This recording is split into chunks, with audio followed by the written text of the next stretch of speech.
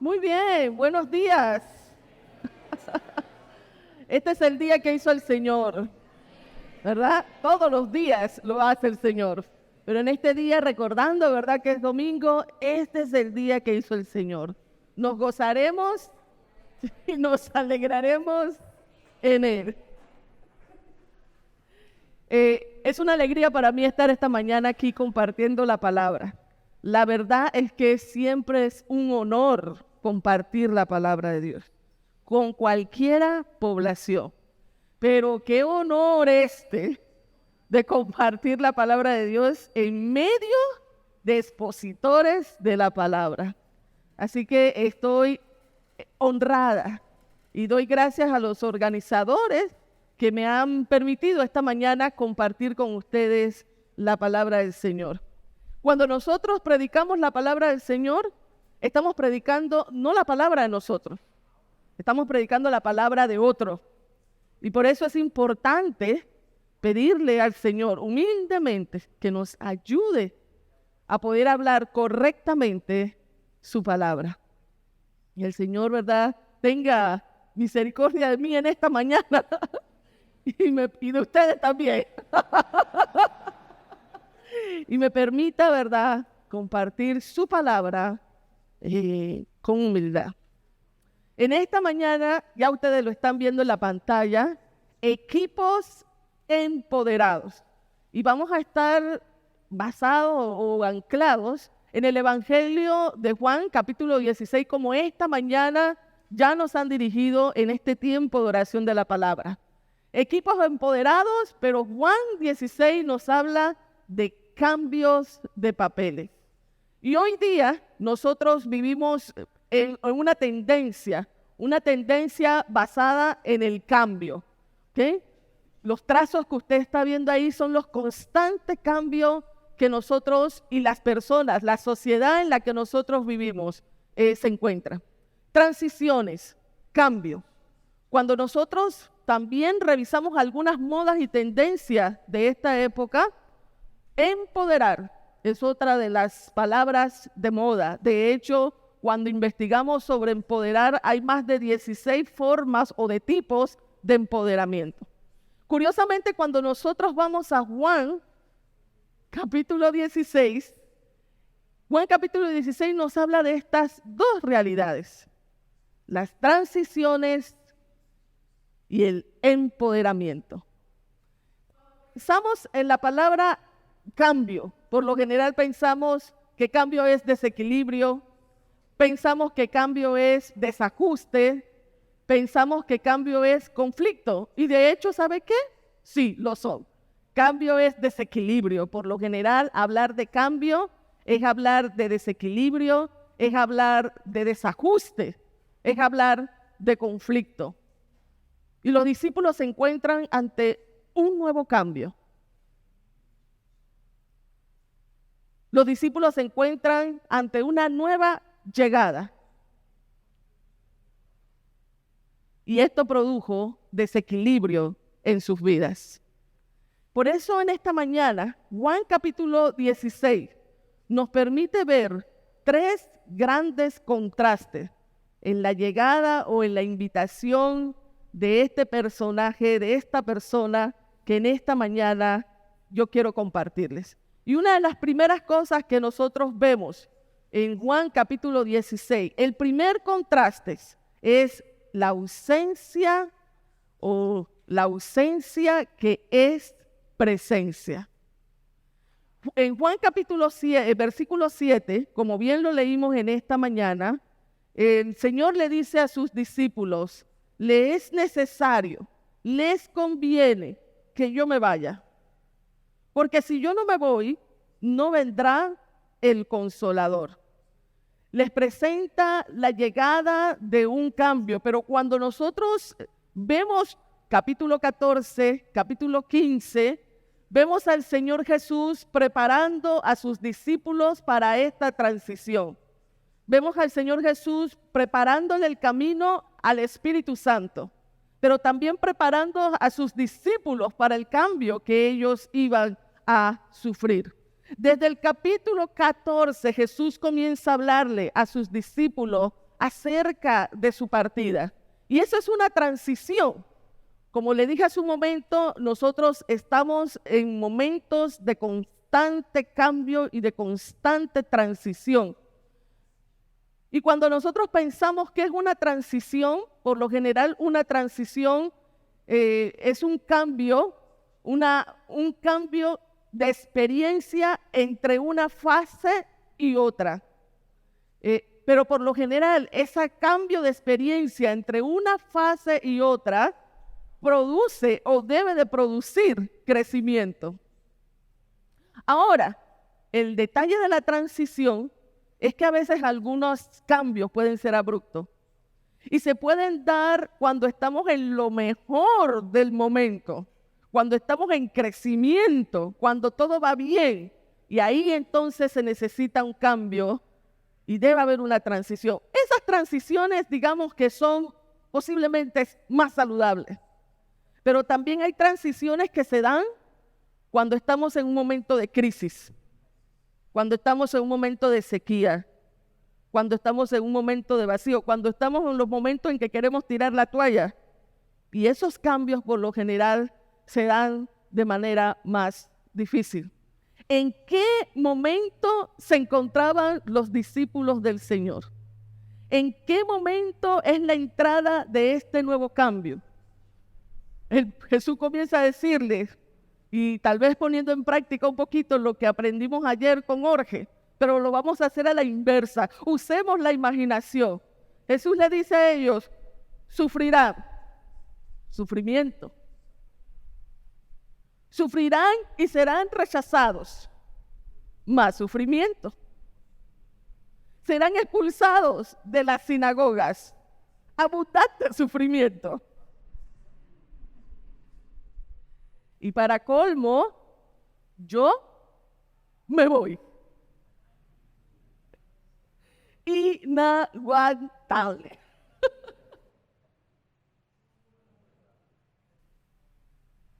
El momento en que se encontraba era un momento de sufrimiento, de dolor, de ausencia, y decirle a sus discípulos, yo me voy, yo no voy a estar con ustedes, aparentemente es hasta una burla. Era incomprensible para los discípulos, pero Jesús le dice, es necesario que yo me vaya. Ausencia en medio de la presencia. Y Jesús nos está preparando en esa ruta del Getsemaní, porque Él iba a sufrir. Pero le dice, es importante que yo me vaya. Este versículo 7 que nosotros encontramos en el Evangelio de Juan, capítulo 16, nos habla de tres cosas importantes: la condición, la llegada del otro y el envío del otro. Y Jesús comienza a hablar con sus discípulos y le dice, es innecesario que yo me vaya. Les conviene que yo me vaya. Si yo no me voy, no vendrá el otro. Si yo me voy, vendrá aquel otro. Y este diálogo de Jesús con los discípulos me hace recordar a mí cuando uno estaba más pequeño. Algunos de ustedes tal vez lo vivieron así, cuando estábamos más pequeños, y en esos tiempos no había mucha educación con ternura, no había mucho principio psicológico, y de repente a lo mejor como niños hacíamos una trastada, y mamá o papá se daban cuenta y corríamos y nos escondíamos, ¿verdad? Y venía papá o mamá con la correa y comenzaba a decir, te conviene que salgas.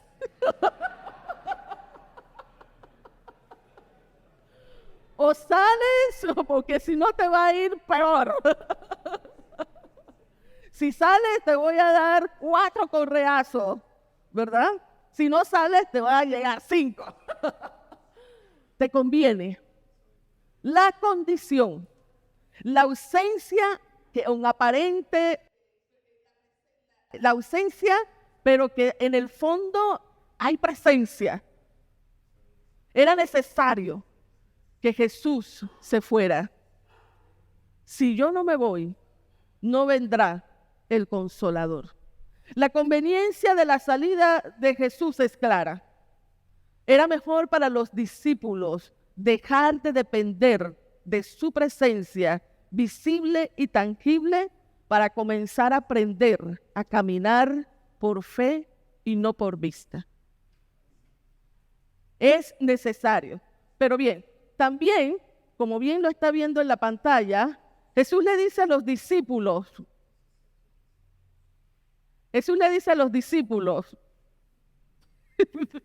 la ausencia que es presencia. Jesús le dice a los discípulos, no, ahí va. Yo era la que estaba mal acá. Jesús le dice a los discípulos en Juan capítulo 14, y vendrá otro. Ahora, ¿quién era ese otro? El pronombre que se usa cuando él dice otro, el griego que se usa es la palabra aios. Y aios significa otro de la misma clase. Otro igual a mí, en pocas palabras. Cuando nosotros leemos el Evangelio de Lucas, aunque estamos ahorita en Juan, leer Lucas nos presenta dos volúmenes, el Evangelio de Lucas y el libro de Hechos. Y realmente hay que leer estos dos volúmenes para entenderlo de una forma amplia. Lucas nos presenta todo lo que fue el ministerio de Jesús, el ministerio del Maestro. Y cuando llegamos a Hechos, Lucas nos presenta la llegada de ese ignoto, la llegada de ese otro, la llegada de ese aios, y comienza la era del Espíritu Santo. Leer Lucas capítulo 24 nos encontramos hablando de la muerte, la resurrección y la ascensión de Jesús. Y antes de que Jesús se fuera, en el capítulo 24 le dice a sus discípulos, quédense en Jerusalén y recibirán el Espíritu Santo. Cuando nosotros comenzamos a leer Hechos capítulo 1, encontramos la misma receta. Lucas hablando acerca de la muerte, la resurrección de Jesús y su ascensión. Pero antes de partir, Jesús le dice a sus discípulos, quédense en Jerusalén y recibirán el bautismo en el Espíritu Santo. Entonces, para Lucas era importante resaltar para la comunidad de aquel entonces que terminaba el ministerio de Jesús y era la llegada de una nueva era que comienza en Hechos, capítulo 2, la era del Espíritu Santo. Es necesario que yo me vaya. Y es la ausencia, pero ¿sabe qué? Es una ausencia que es presencia, porque cuando llega el Espíritu Santo, empoderando a sus discípulos, en el capítulo 2, encontramos a un Pedro que había negado a Jesús cuando Cristo fue tomado preso. Pero en Hechos capítulo 2 encontramos a un Pedro empoderado por el Espíritu Santo, levantándose en medio de esa multitud, diciéndole a todos los que estaban presentes, señores, no estamos borrachos. Aquí lo que está pasando es otra cosa. Aquí lo que está pasando es que llegó ese otro que nuestro maestro nos había anunciado. Y Pedro comienza entonces a hablar del Cristo resucitado, del Cristo poderoso, pero a través del empoderamiento recibido por el Espíritu Santo. Jesús le dijo a ellos, es necesario que yo me vaya y vendrá otro, un ignoto. Ahora, ¿qué significa la palabra ignoto, queridos hermanos? Tal vez algunos ven, no sé si en sus países llegan mentes criminales y entonces es un programa y ahí habla mucho del ignoto, pero no tiene que ver nada con mentes criminales. Ignoto significa algo que no ha sido descubierto, algo que es oculto. Y por ser oculto y por no haber sido descubierto, no puede ser comprendido. Para los discípulos era imposible tal vez entender lo que Jesús le estaba diciendo, pero era necesario la llegada del ignoto, la ausencia que era presencia. Las pérdidas se transforman en ganancia, las crisis se convirtieron en oportunidades. Y hermanos queridos, en la muerte hubo resurrección. Vamos a avanzar. Y cuando seguimos leyendo este pasaje, yo quería poner fotos de los diferentes equipos con que trabajo, porque son equipos empoderados, son varios equipos. Pero bueno, el tiempo no me dio y aquí puse uno de los equipos. El equipo de mujeres que fueron formadas en este encuentro, ¿verdad? De formación de expositoras en Chipre. Jesús continúa trabajando con los discípulos y le dice, ante el sufrimiento, queridos discípulos, es necesario la llegada del Consolador. Sus discípulos no sabían que la ausencia de Cristo sigue siendo y sería presencia en medio de este mundo y la iglesia. Dice Gore que la venida del Espíritu Santo no fue meramente para suplir la ausencia del Hijo, sino para completar su presencia. Y cuando nosotros seguimos viendo lo que nos dice Juan, capítulo 16, Jesús le dice, y el Espíritu Santo convencerá de pecado, de justicia y de juicio. ¿A quiénes? Le pregunto, ¿a quiénes? A ver, ¿qué me dicen ustedes? ¿A quiénes? A ver, hermano, la Biblia, vamos a la Biblia. ¿A quiénes?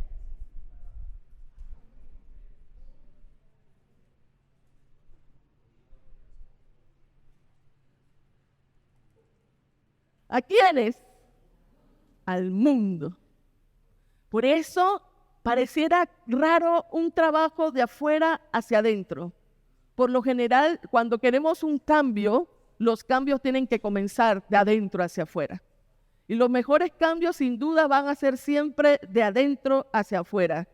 Sin embargo, en este diálogo que Jesús tiene con sus discípulos, le aclara que es importante también un trabajo que comienza afuera y que está y va a ser el Espíritu Santo. El Espíritu Santo convencerá al mundo de pecado, convencerá al mundo de quién es inocente y convencerá al mundo de juicio. ¿Okay? Yo aquí quiero mencionar varias cosas importantes en este aspecto.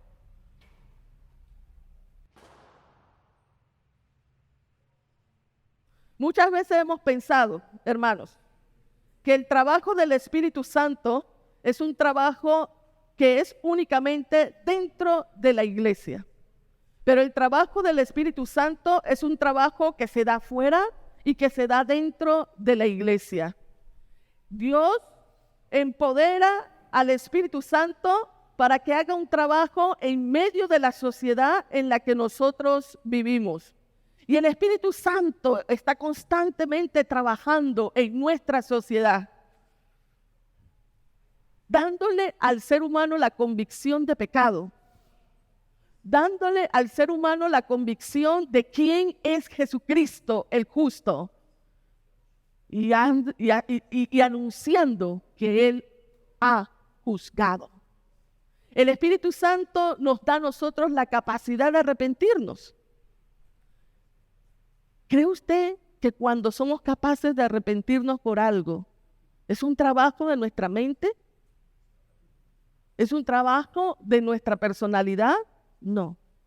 De hecho, el ser humano está programado para muchas veces no aceptar sus realidades, para no aceptar sus fallas, para no aceptar su pecado. Estamos tan programados a no aceptar nuestro pecado que hoy día al pecado no le queremos llamar pecado. Le llamamos error, falla.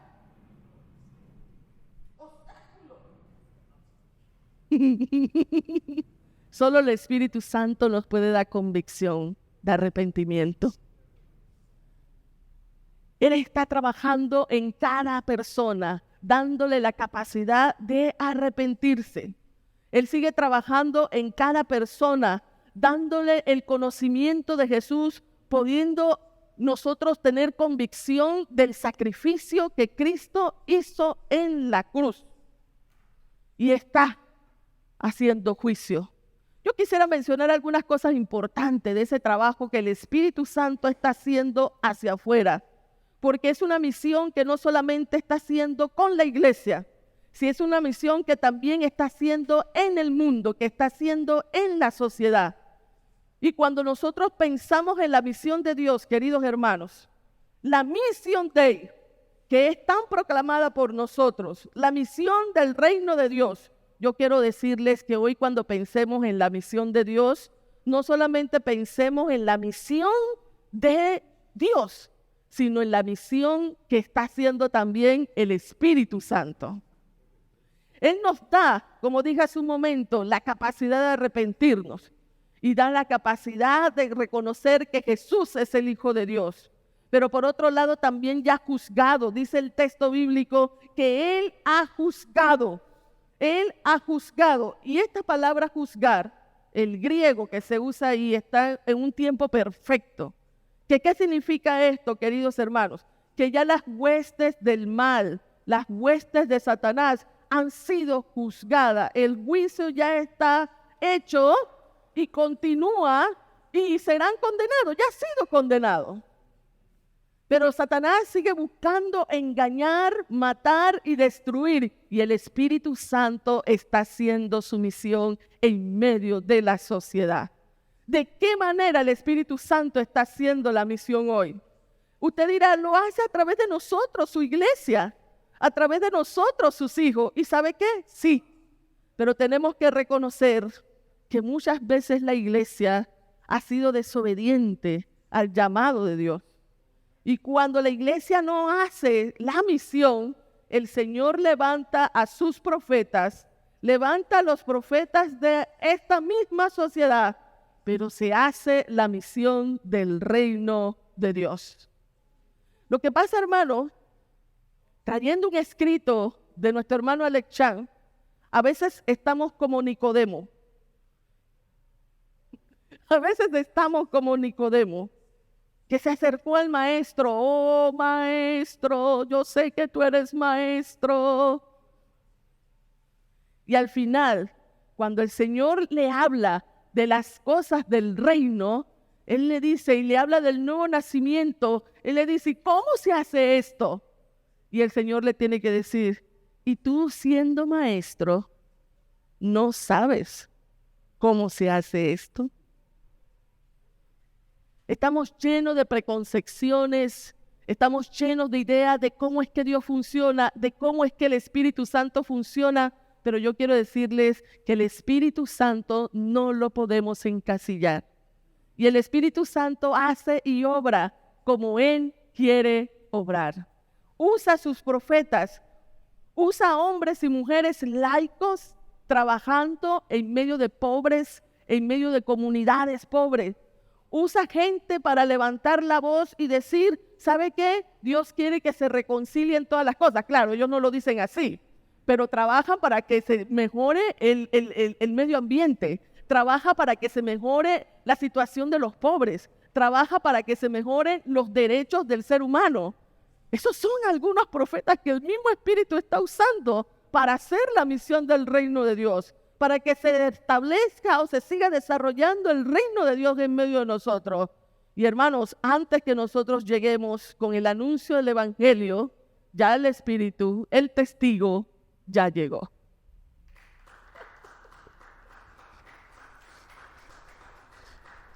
Un trabajo de afuera hacia adentro es necesario. Un trabajo de afuera hacia adentro para que el Espíritu rehaga desde abajo, desde la negatividad del pecado, desde el antirreino, el proyecto del Padre. El reino de Dios que Jesús vino a predicar e implantar en el mundo. Esa es la labor que el Espíritu Santo está haciendo afuera. Y ante esto, queridos hermanos predicadores, ¿cómo nosotros estamos cooperando con la misión del Espíritu Santo?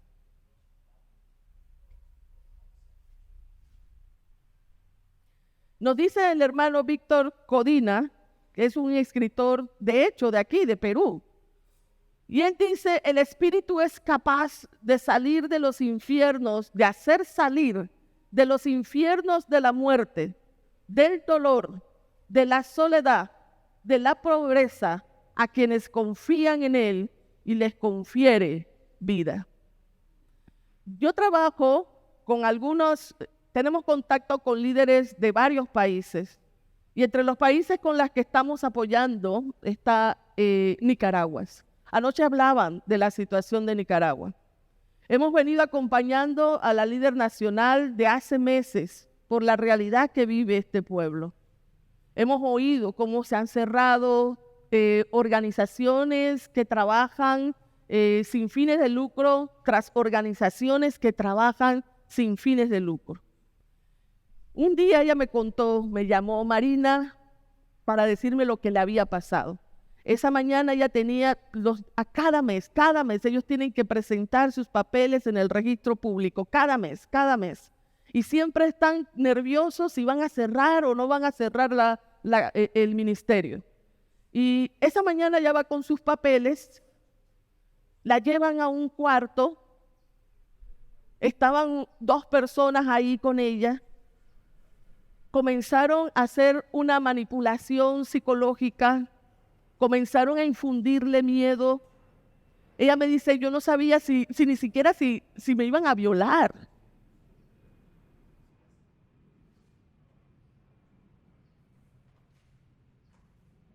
Tuve mucho miedo. Pero ¿sabe qué? En medio de esa situación, el Espíritu Santo estaba allí, trayéndole fortaleza y trayéndole valor. Nosotros a veces no percibimos la forma en cómo el Espíritu Santo está operando en nuestra realidad y en nuestro contexto, pero día a día está trabajando alrededor y en nosotros, alrededor de nosotros y en nosotros, alrededor de nosotros y en nosotros. Y cerraron una ONG hermosa, hermana del ministerio estudiantil. Una ONG que trabajaba con chicas que sacaban de la basura. Y yo llamé al director y le dije, Wilber, ¿cómo estás? Y para mí fue tan reconfortante. Él dice, Marina, estamos en paz, estamos tranquilos. Nos han sacado del local, nos han cerrado la ONG, pero nosotros vamos a seguir haciendo la obra del Señor. El Espíritu Santo es capaz. El Espíritu Santo es capaz, queridos hermanos y hermanas, de hacer salir de los infiernos más profundos, de los vacíos, de la oscuridad, de la soledad, a todos los que confían en Él. Por esto es que el ministerio del Espíritu Santo no lo podemos entender, solamente podemos tener aproximaciones limitadas de cómo opera el Espíritu Santo, pero el Espíritu Santo hace que Cristo esté presente, sea comprensible y transforme la vida de las personas. Esa es la realidad del Espíritu Santo. Y ese trabajo que comienza hacia afuera, ahora entonces llega hacia adentro, hacia la persona. Y esta es la tercera verdad contrastante que encontramos en Juan capítulo 16. Jesús comienza a decirle a sus discípulos, y vendrá aquel otro que los guiará a toda verdad. Y tomará de lo mío y los hará saber, y Él me glorificará. Mire, aquí, hermanos amados, es interesante porque el Espíritu Santo es capaz de traernos a un conocimiento que era desconocido. Llevó a los discípulos a un conocimiento desconocido para ellos. Hay 2 cosas que el Espíritu Santo nos da a conocer. Según este verso, la primera es la verdad. Y en este tema de la verdad, queridos hermanos, es a veces difícil entrarse, pero yo quisiera decir algunas cosas sobre este tema de la verdad. Primeramente, el conocimiento que tienen los discípulos de Jesús y del Espíritu Santo en ese momento histórico no es el mismo conocimiento que tenemos nosotros. El conocimiento que tiene el Espíritu y ellos tenían del Espíritu Santo no es igual al conocimiento que nosotros tenemos hoy día. La manera en cómo se movía en ese entonces Jesús y mucha gente que en ese entonces existía, o sea, podía prestarse a muchas confusiones. No tenían las mismas ideas que nosotros hoy tenemos de Jesús y el Espíritu Santo. Pero Jesús le dijo, el Espíritu Santo los va a guiar a la verdad. Hermano, la verdad. ¿Qué es la verdad? La verdad, qué difícil conocerla. Qué difícil creer en dicha verdad. Y en un mundo como hoy, si en ese entonces era difícil conocer la verdad, queridos hermanos, ¿cuán difícil es hoy conocer la verdad en un mundo tan relativista? Mire, quiero que le pregunte al que está a su lado, ¿cuál es la verdad? Sobre todo si está así medio durmiéndose, ¿cuál es la verdad? Diga, no solamente pregúntele, pégale, dile, ¿cuál es la verdad?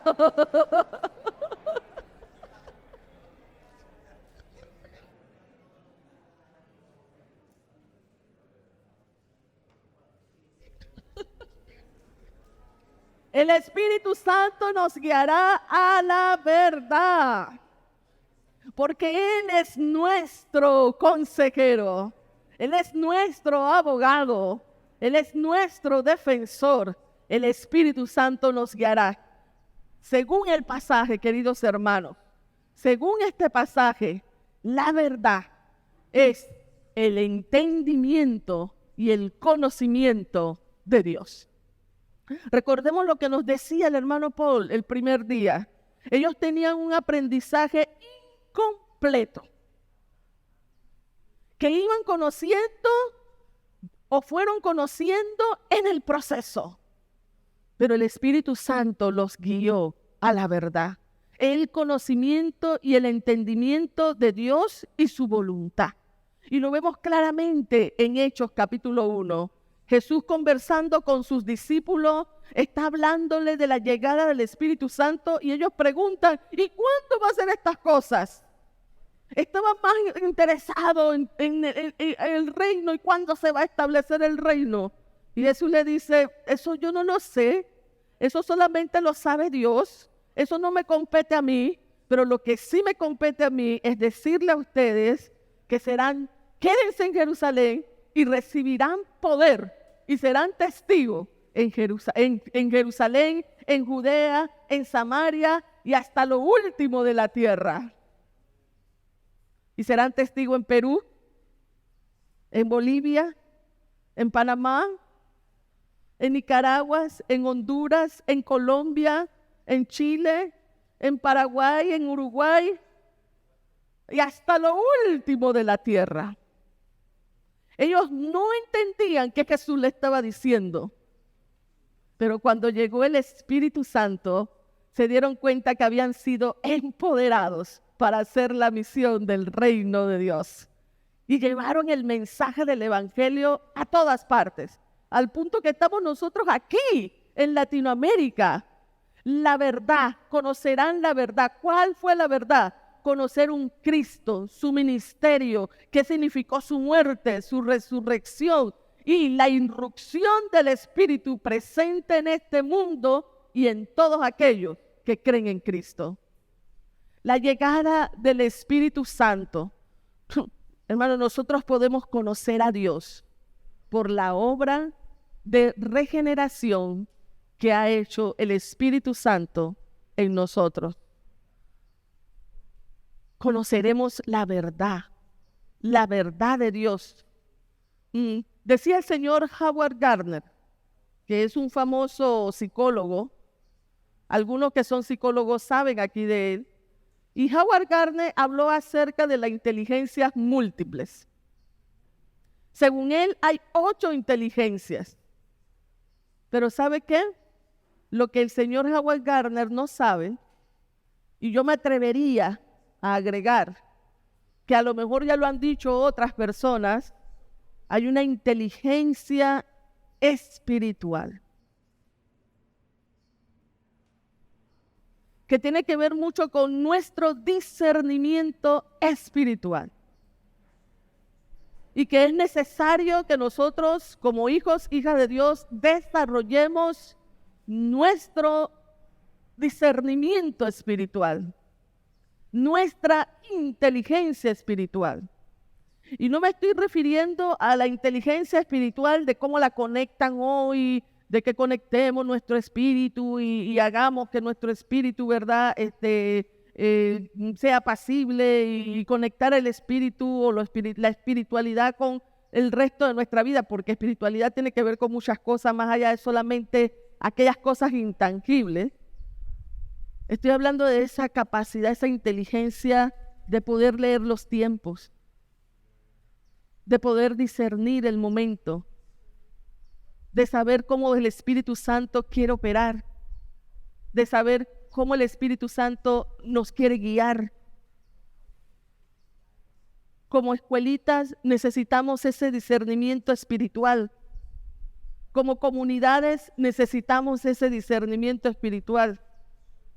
En medio de todo lo que fue la pandemia, si algo necesitó la iglesia fue la capacidad de una inteligencia espiritual capaz de discernir cómo Dios quería obrar en medio de esa situación. El Espíritu Santo nos guiará a toda verdad. Pero hay otro gran conocimiento que el Espíritu Santo le iba a mostrar a los discípulos de Jesús. Y era la primicia del conocimiento de la Trinidad. El conocimiento de la Trinidad no era tan claro como para nosotros hoy día. Para los discípulos el conocimiento de la Trinidad no era tan claro, pero el Espíritu Santo los guiaría a toda verdad. Y dice Jesús, Él tomará de lo mío y los hará saber. El Espíritu Santo me glorificará. Pero ahí, en medio del pasaje, yo no sé si lo tengo aquí, yo creo que no tengo el pasaje ahí. En el versículo 12, 13 y 14, Jesús expresa claramente, y aquí lo quiero leer, dice, Él mostrará mi gloria, porque recibirá de lo que es mío, y se lo dará a conocer a ustedes. Y todo lo que el Padre tiene es mío también. Por eso dije que el Espíritu recibirá de lo que es mío y se lo dará a conocer. Jesús nos está presentando en este pasaje, queridos hermanos, nos está presentando una comunidad. El Padre, el Hijo y el Espíritu Santo. Jesús nos presenta una comunidad. Y dice varias cosas interesantes de esta comunidad, de esta primicia. Es una comunidad triuna, como lo llama Arnold Jones. No le dice trina, sino triuna. ¿Y qué significa triuna? Son tres y son uno. Es una comunidad capaz de actuar como uno a través de la historia. Es una comunidad que nos presenta la palabra de Dios. Es una comunidad que ayer lo veíamos en uno de los talleres. Es una comunidad interdependiente que actúa en equidad, que actúa en unidad, que actúa conforme en comunicación. Y sabe, este modelo que Jesús le presenta a los discípulos es un modelo que le está anunciando, queridos discípulos, así como nosotros somos uno, sean ustedes una comunidad.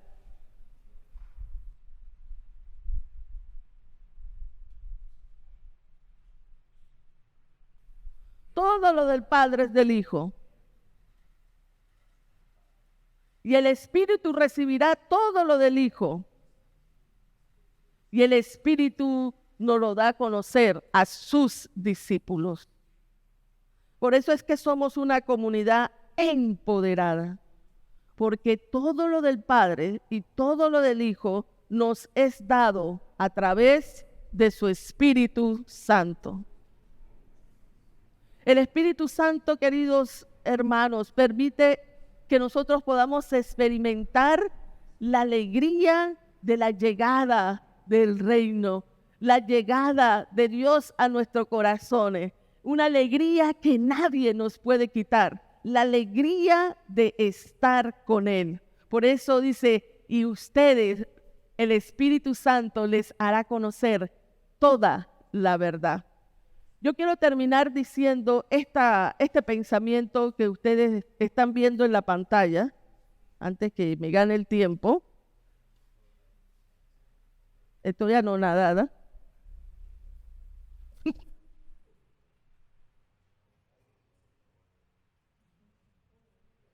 La forma en cómo el Espíritu Santo actúa con el Padre y el Hijo.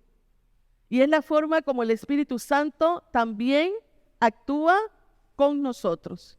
Dice esta frase, los discípulos de Cristo no podemos experimentar a Cristo sin experimentar al Espíritu Santo. Dicho con más exactitud, uno no puede experimentar a Cristo sino como Espíritu.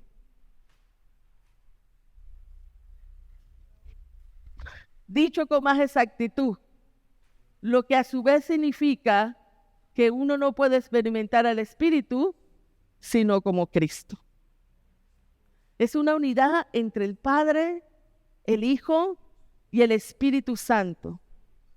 Nos han dado un modelo de comunidad, un modelo de equipo empoderado. Y Jesús transmitió y envió al Espíritu Santo a sus discípulos, a su iglesia, para que pudiéramos experimentar esta relación con Dios y su Espíritu Santo. Una relación con el Padre, una relación con Cristo a través del Espíritu y una relación con el Espíritu, pero que sin duda es a través de lo que Cristo ha enseñado. Y cuando esa realidad se impregna en nuestra vida, queridos hermanos, es fácil hacerle frente a las situaciones que nos rodean. Cuando esta realidad se impregna en nosotros, es fácil mantener el gozo aún en medio del dolor. Cuando esta realidad se impregna en nuestra mente y en nuestro corazón, es más fácil hacer la misión juntos. El año pasado, quiero comentarle algo personal. Una sobrina que yo crié prácticamente como mi hija, fue diagnosticada de cáncer. El diagnóstico, cuando se dieron cuenta, dice, esto está muy grande, no se puede operar porque está muy grande.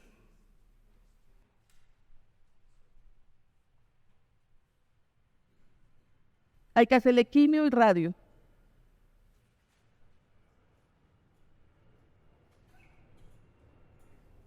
Cuando nos llegan las malas noticias, como las que le llegaron a los discípulos, en el caso de ellos era el dolor, la ausencia, el rechazo, la persecución que iban a vivir. Venía un nuevo cambio para la familia. Ella tiene 4 hijos. ¿Qué iba a pasar? Tengo que confesarles, hermanos, que ya yo me veía adoptando.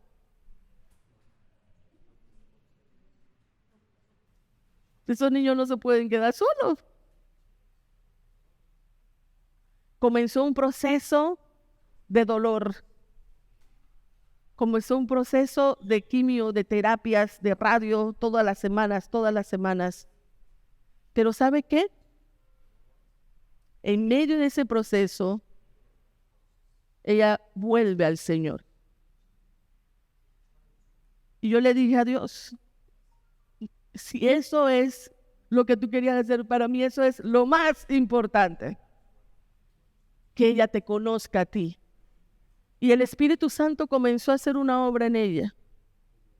Y Dios también comenzó a operar. Pasaron, eso fue septiembre, octubre. En diciembre, nuevamente se hace, después de todas las quimios, de todo lo que recibió, ella estuvo a punto de morir. Eso lo dijo el mismo doctor. Estuvo a punto de morir porque su hemoglobina estaba en 4. Tuvo que recibir varias pintas de sangre. En diciembre, dice el doctor, ya no hay tumor. Ya se acabó. No tienes cáncer. Y yo tengo que confesarle, porque ahí a veces nos falta ese discernimiento espiritual. Yo dije, no está raro. Hace una semana, 2 semanas, volvieron a hacer, la ginecóloga le volvió a hacer el CAC, le volvió a hacer los exámenes y le dijeron, no tienes nada. La radio y la quimio se llevó todo síntoma, toda célula, todo, se me va la palabra correcta, bueno, toda célula cancerosa y es sana. Cosas como esas día a día, hermano, día a día, el Espíritu Santo está operando. Y yo le hacía una pregunta a un grupo la semana pasada y yo quiero hacerla en esta mañana. ¿Cómo está y cuál es nuestro conocimiento del Espíritu Santo? ¿Cómo está nuestra relación con el Espíritu Santo? ¿Será que a veces lo hemos metido en nuestras preconcepciones y limitaciones, nuestras teologías? Y pensamos, Él llega hasta aquí tienes que llegar.